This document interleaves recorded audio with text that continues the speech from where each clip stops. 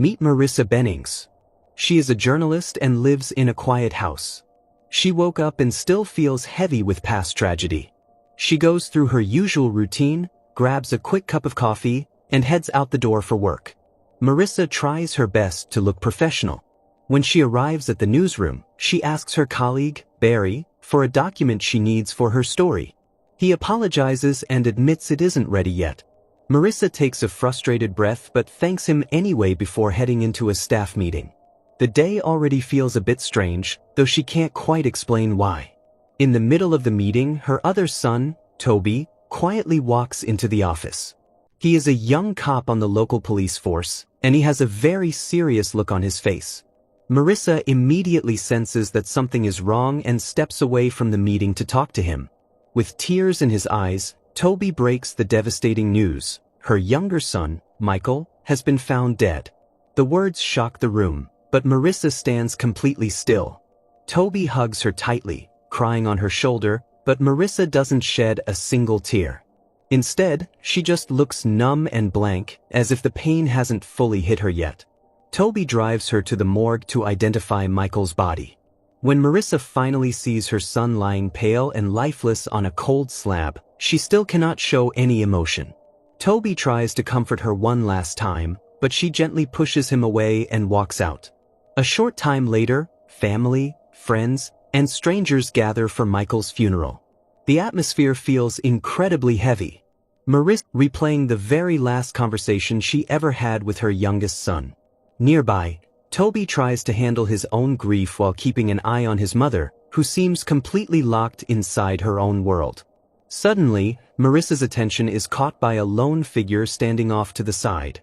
A young woman who looks incredibly tense and heartbroken. This woman is Paige, Michael's girlfriend. Marissa blames Paige for pulling her son deeper into the dangerous world of drug use. Fueled by raw pain, Marissa storms right toward her. Paige tries to explain that she is pregnant with Michael's child, but before she can finish, Marissa slaps her across the face. Paige stumbles back and blurts out the truth again. She is carrying Michael's baby. Marissa instantly steps back in shock, horrified that her anger drove her to strike a pregnant woman. A short while later, Marissa and Paige sit down together, awkwardly trying to move past the violent confrontation. Marissa apologizes, explaining that she had no idea Paige was pregnant. Paige then shares that she and Michael were actually trying to build a clean future together. They had even looked at a farmhouse in the countryside and were planning to start a family once they saved enough money. Marissa struggles to understand how Michael, who was trapped in addiction, could ever afford a house. That is when Paige reveals a dark secret. Michael was working with a local drug dealer named Ducky.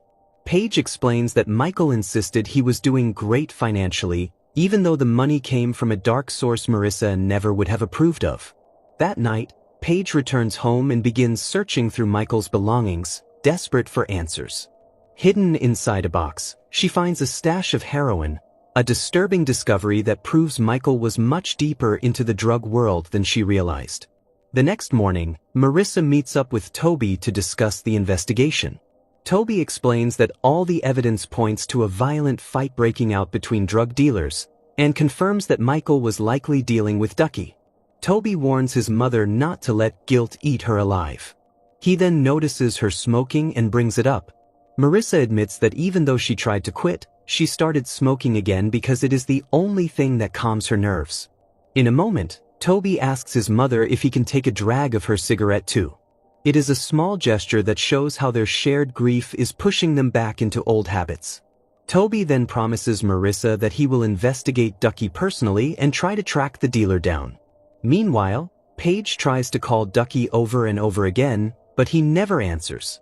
She becomes more and more worried, fearing that Ducky is either dangerous or hiding crucial information about the murder. At the same time, Marissa tries to get her life back to normal by returning to work. Her boss gently reminds her that she took months off when her husband, Frank, died, and he suggests she take some time off now, too. But Marissa refuses. She insists that she needs to keep busy, believing that her job and the search for the truth are the only things keeping her afloat through this new wave of despair. Her boss praises her talent, calling her the best writer on the staff, but he gently warns her that she cannot run away from her pain forever. That evening, Marissa meets Toby at a bar to play a few rounds of pool.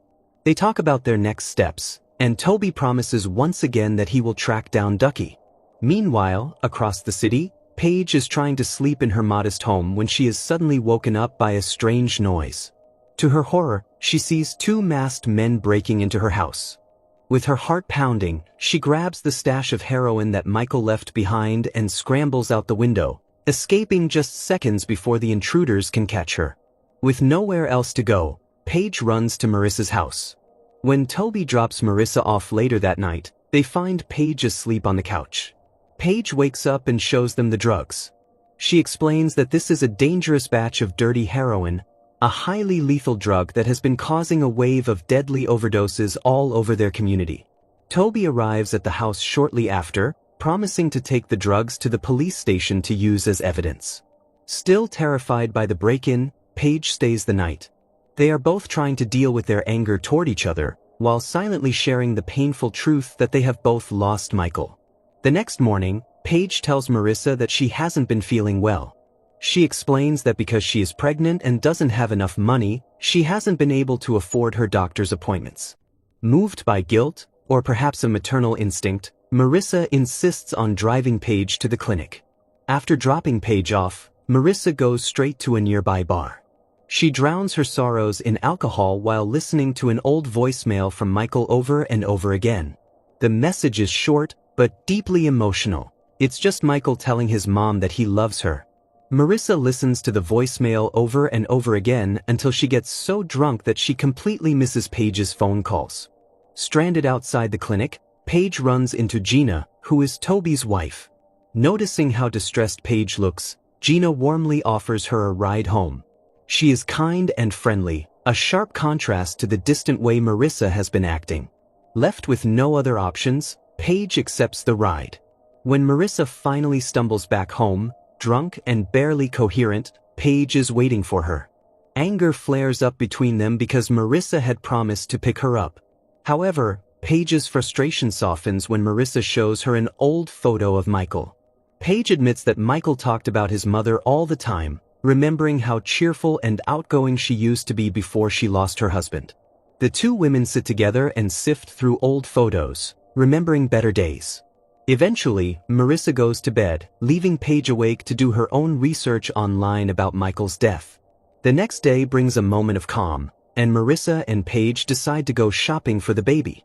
Still, Paige can't fully focus on picking out baby clothes and books. Her phone keeps lighting up with notifications. Finally, she receives a message from a man named Jeremy, who claims his grandfather actually witnessed Michael's murder.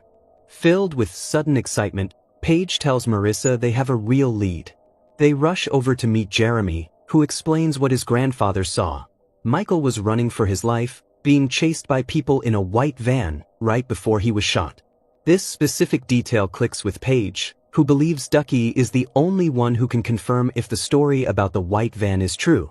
Later, Marissa and Paige attend a grief support group. During the meeting, a woman named Lori shares a heartbreaking story about losing her daughter to addiction.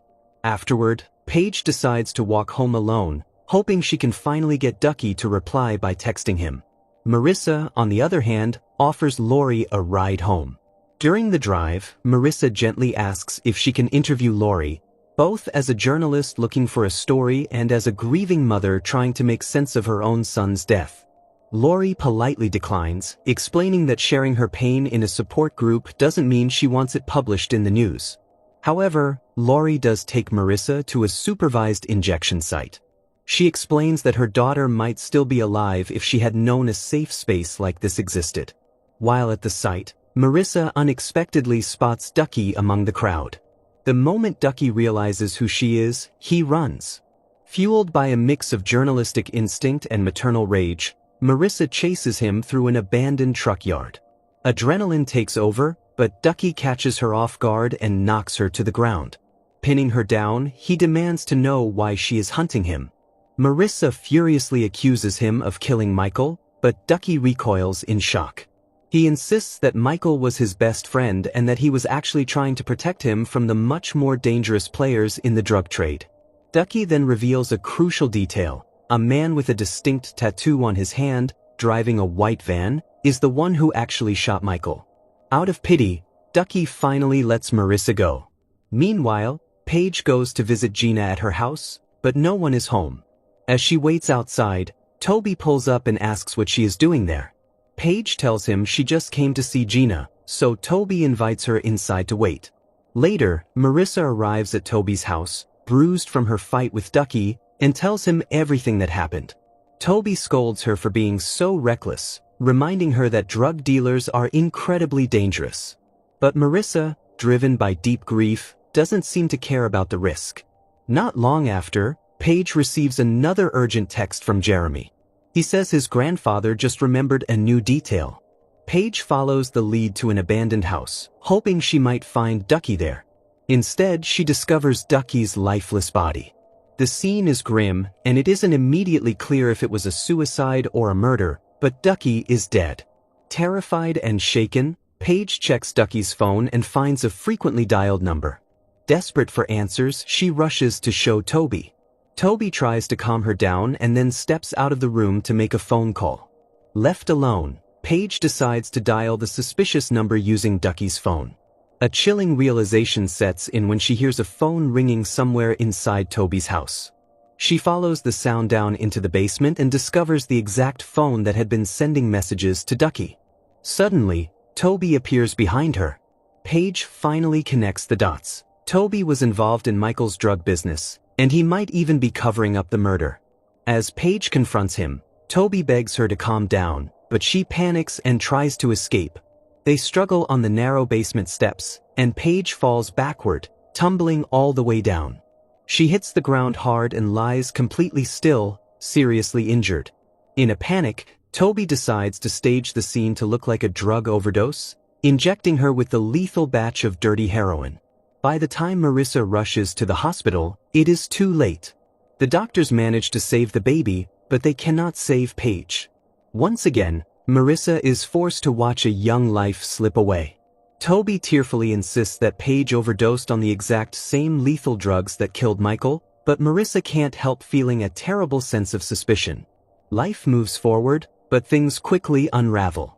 Days later, Gina discovers traces of blood on her basement stairs, along with a necklace she recognizes as Paige's. Horrified and too frightened to confront Toby herself, Gina goes to Marissa. She apologizes for bringing this up but shows Marissa the evidence, begging her to look into it. The next day, Toby stops by Marissa's house to pick up what is left of the heroin stash. Marissa questions him about Paige's death, trying to get him to confess without accusing him directly. Toby sticks to his story, claiming it was just an overdose, and tells Marissa she should see a doctor if the stress is getting to her. As soon as he leaves, Marissa follows him from a safe distance. She trails him all the way to a train station and boards the train behind him. There, she watches Toby meet a man with a distinct tattoo on his hand, the exact detail Ducky had warned her about. Toby hands the stranger a suitcase, completing some sort of illegal deal.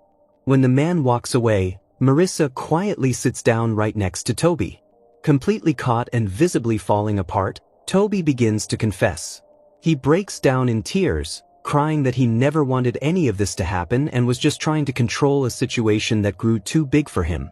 He admits that both he and Michael were caught up in the drug trade. Michael desperately needed money, and Toby was supposed to be the responsible older brother. Instead, he helped set up the dangerous deals that destroyed everything.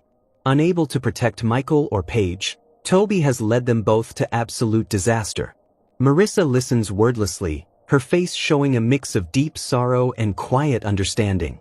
In that exact moment, she realizes the impossible choice she has to make. If she exposes Toby, she will lose her only remaining son. But if she hides what he did, she becomes part of a cover-up, betraying her values as a journalist and the memory of her murdered children. That night, she stops at a bar. In a small but powerful gesture of self-control, she orders water instead of alcohol.